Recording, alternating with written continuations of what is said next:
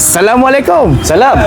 Dek, ini ke dia orang kata air kau paling sedap ni? Betul bang. Siapa gemuk ni? Ha? Dia orang kata air buah kau ni, buah ni semua kau tanam sendiri ni. Tanam sini belakang rumah. Belakang rumah? Belakang rumah. Dekat mana kau sekarang ni? MITC Melaka. Sampai bila? Sampai hari Ahad ni. 11 pagi sampai 12 malam. Kata buah ni dia orang tanam sendiri dekat rumah tau. Aku macam tak percaya tapi serius lah, kita try. Ada cakap buah tanam kat rumah. Buah semua beli ya.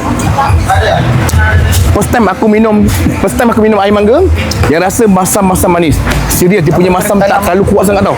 Air naga ni pun dia cakap dia orang tanam dekat belakang rumah. Naga tanam dekat belakang rumah. Right? Oh ya.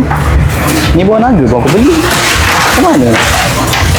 Tak terlalu manis, tak terlalu masam-masam, tak ada. Dia rasa macam benda ni balance. Patut mix berry fruit. Dia ada blueberry, anggur dengan strawberry. Yang ini pun dia cakap dia orang tanam sendiri dekat belakang rumah. Pun aku beli kat Sungai Faham. Oh sedap weh. Mana mau tanam. Korang kalau rasa ada kecil manis, nak minum boleh. Pasal dia tak terlalu manis. Sedap. Mix float. Ada 3 jenis buah kat dalam Oh, ni. yang ni buah aku beli kat awal. Asal dia orang tanam semua dekat belakang rumah? Tempat lapang tu tanam. Awal mana? Tak ikat lah. Rasa 3 campuran air. Serius. Memang rasa. Ni, weh, paling sedap.